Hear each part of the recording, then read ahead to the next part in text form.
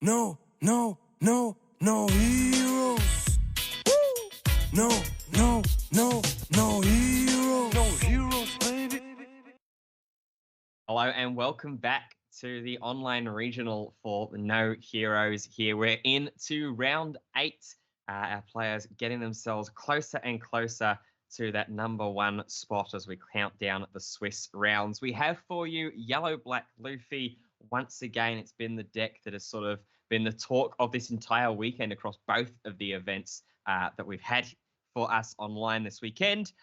One of the decks that has surprised a couple of people, certainly surprised myself and my co-caster Mo, is the prevalence of UTA, especially this high up in the top of the tables as well. A matchup that's should be quite interesting. We saw the possibilities that this green UTA deck has in itself as well a couple of rounds ago against a Yamato deck, winning thanks to a combination of I'm Invincible and some very, very timely attacks and plays down of the blocker Luffy, and then this yellow-black Luffy list that as soon as he gets to 0 life, immediately says that it can play the game and that it's ready to go. So I think we shouldn't be too far away from our players from being ready to get the game off. It'll be interesting to see how these two decks interact as well. Not a matchup that I am too familiar with in terms of the gameplay and how they interact.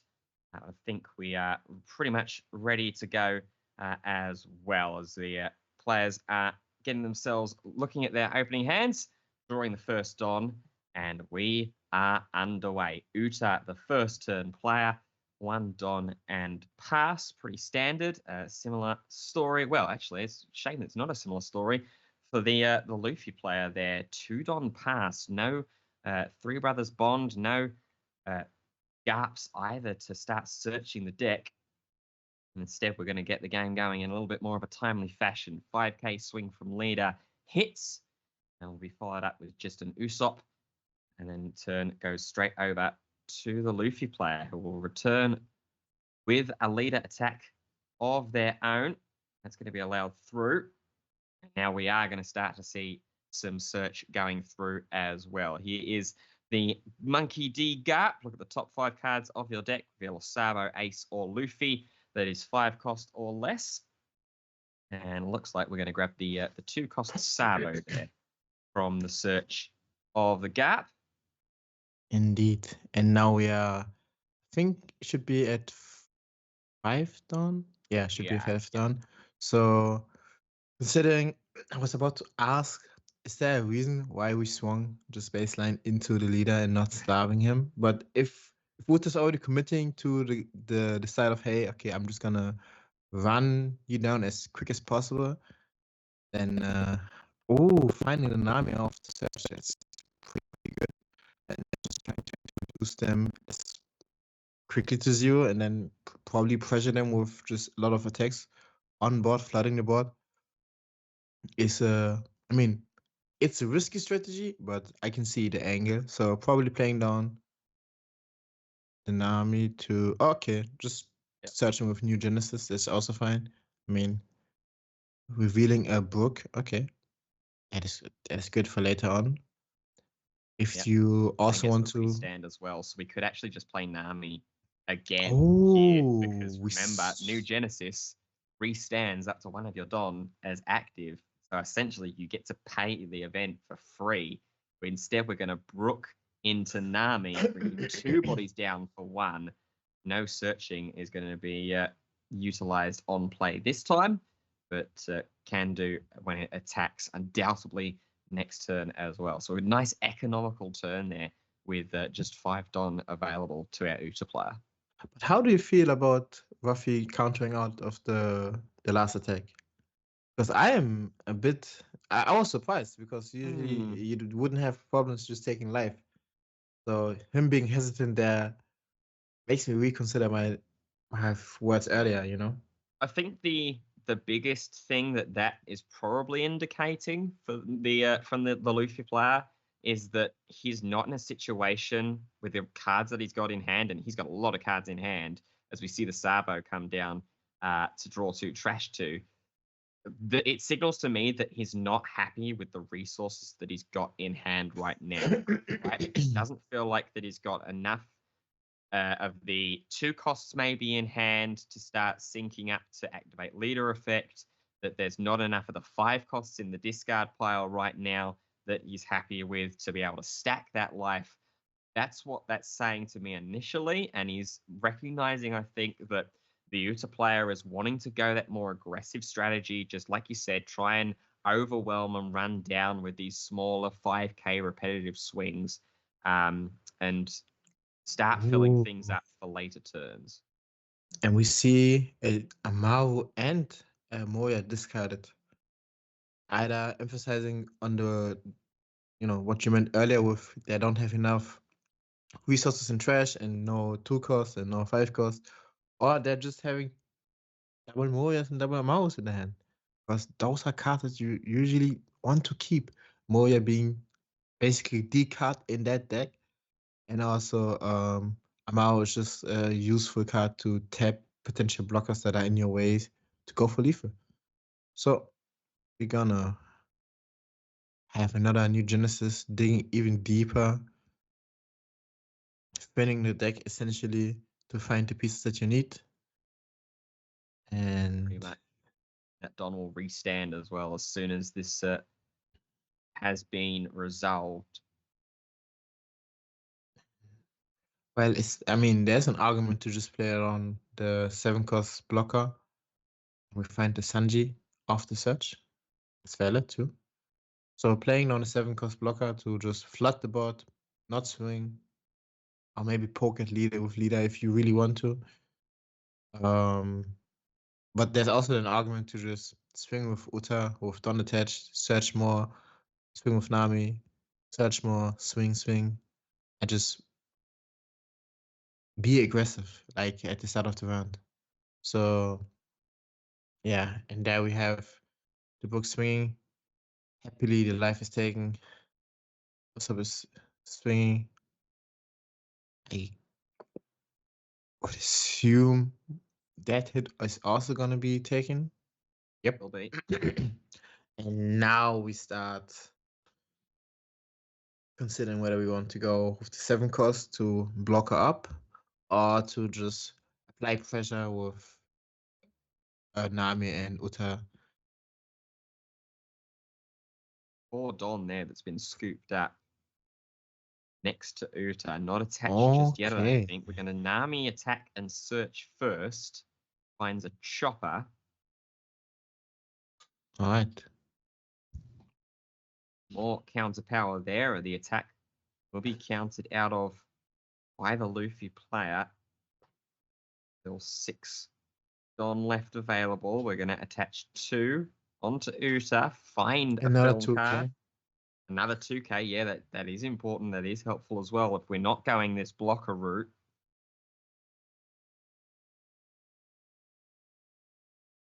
And now still needing to find 3k's worth of counter, or we can use the blocker in Sabo to keep ourselves alive and safe. And we will block. And I would assume the last 4 cards are going to be used for a Brook. Yeah, potentially. That seems like it'd be the smart option here. If we're not going along this way, we're actually going to I am invincible and attach 1 more Don. Oh.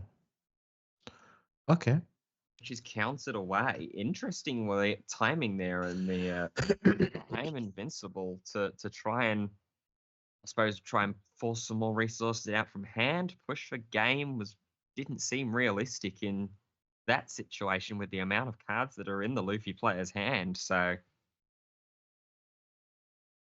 that's fair, but with that amount of confidence, oh wait, we see no Moya. All right, okay, you cannot use Moya and then just be blank.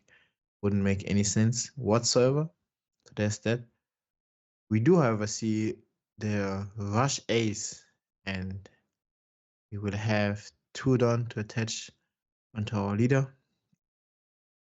Being able to pitch the Ace to put him on top of the life. Probably just gonna sequence it. So we're gonna put ace first and then Zabo. Now it looks like we are going to ace, making sure there that I think we can see the life all fine there as it was stacked up just slightly off camera. But that's all fine as we play down the ace, grab it back with the 2 costs ability. We'll see the exact same thing with the Sabo here as well.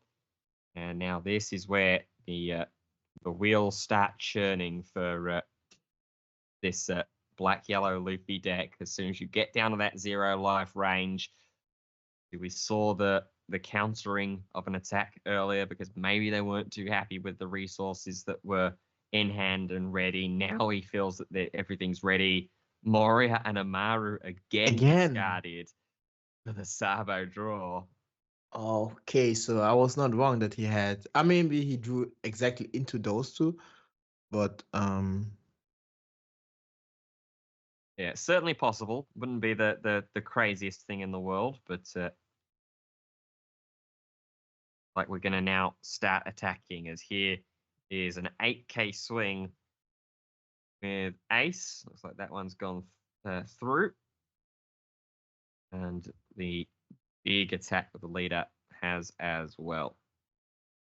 So we are right now at, I would assume 9 done, yeah.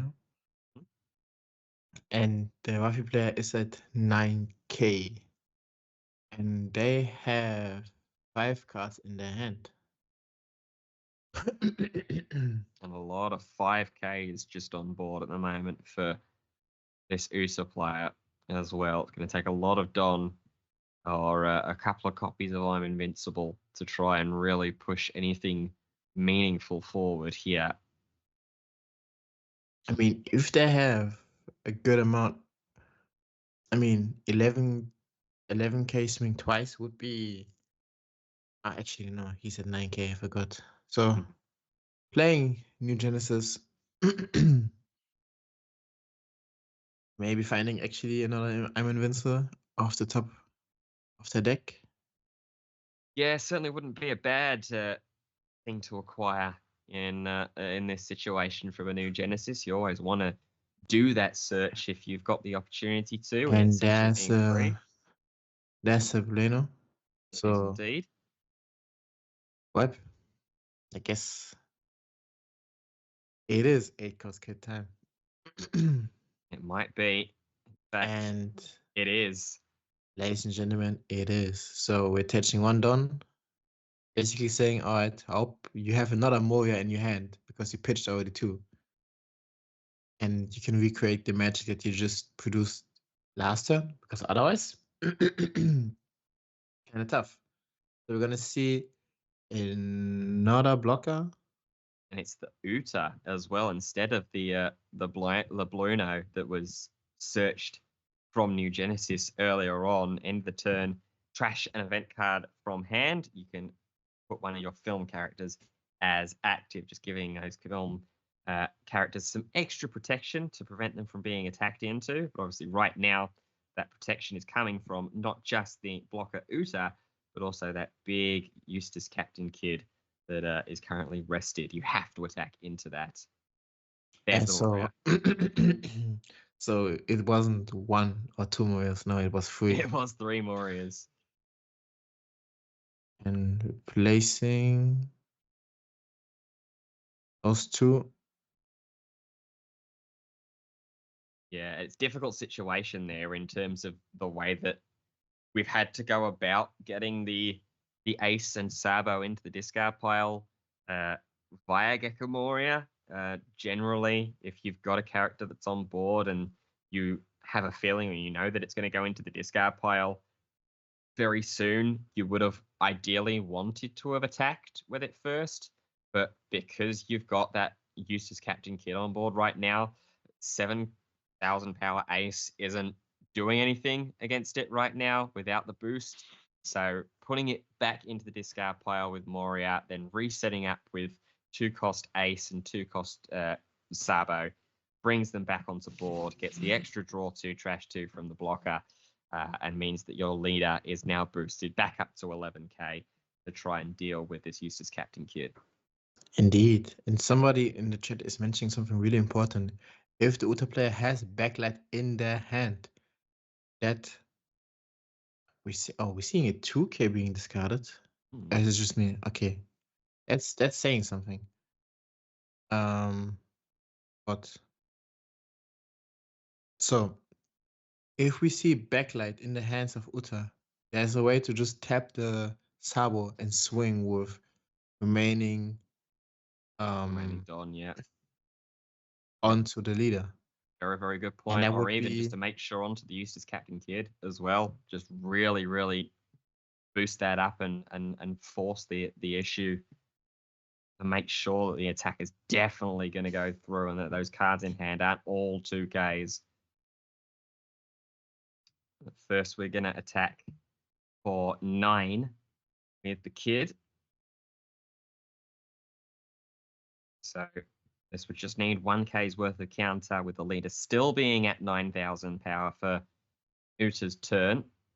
Or we can block here with Sabo. But I can understand that there's like the valid argument to just make sure that they survive the next turn. Mhm. But they are gonna go for the swing. It's going to be a big swing as well. Another 9 with Nami. We are going to search, potentially trying to dig, like was rightfully pointed out, for that backlight. Doesn't find it. That was the blocker that's gone down. The question is, are you gonna swing for 9? No, That's we're going to Bueno. play a blocker. We're going to play it slow, play it safe. And the last 2, get It's rid of also Usopp. a Another blocker. blocker. All right. Well, the question we have at hand is there gonna be another Mao? Is there another Amaru? It would be massive if we can find it. First, we're going to go 9 into the Captain Kid. Counter by 2 with Sanji. Now, what more? It's going to be another Moria? It is the last one. It is the last one as well. Yes, very well spotted, very well remembered. The 4th copy of Gecko Moria. What are we going to fetch from it? We're going to grab, looks like Ace and Sabo. Crashing away Ace and the Gap. I don't see a proper reason to use. I mean, maybe it's just only 2 that he has. It seems that that's what's going on here. We've not seen the Luffy as of yet. Definitely seems like similar to what we said earlier on in the game, that he's playing with just slightly limited resources at the moment. Is our Luffy player doesn't quite have access to all of the pieces. It feels like we're just recycling the same Ace and Sabo again. Obviously, the maths is made a little bit more complicated with the fact that you've got the Eustace Captain Kid in there, double blocker as well. Verona, And Makina, discarding again. or 2Ks again. And we're just gonna, Yeah, same old story. Attack for 11, get rid of one of the blue nose as a blocker. But with only 2 cards in hand, I think there's a valid option to just go for game. Because you can attach 1 Don to, I mean, okay, again, if backlight is right there, and it feels like, we see the There backlight. it is. All right, so that's just attach Everything to Kid, swing for game. Yep. And unless there's a mountain of 2Ks in hand, which there isn't, because of all the ones that were discarded, Uta. Only cards left were a Flampe and a Sabo. Uta, yes, being 8-0. And But quite that's amazing. convincingly so as well. I think we certainly hit it spot on earlier That's on in that that's matchup and earlier on in that game that the Luffy player just didn't operate and didn't have enough resources from the get-go. Trashing that Moria and Amaru to start off with was a little bit strange. Doing it again the next turn definitely went, yeah. there's something really not There's quite right something here. really fishy. There Like is something fishy here. unless you have all your Morias in one place, and apparently he did not find any Ruffys at all because I did not see a single one. Or maybe he's choosing, all right, the starter deck Ruffy is not up to speed. I'm just gonna opt out, of using it and just use Ace and Sabo because those are the two main cards that you actually really need. But we've seen earlier in earlier Black and Yellow Luffy matches that the 5-cost Luffy that trashes the life and then draws you one, it actually comes in handy, to again gets you down to 0 if your opponent is choosing to starve you out of resources. I think that's it, but sometimes you can just get unlucky, don't find the pieces that you need. It's tough.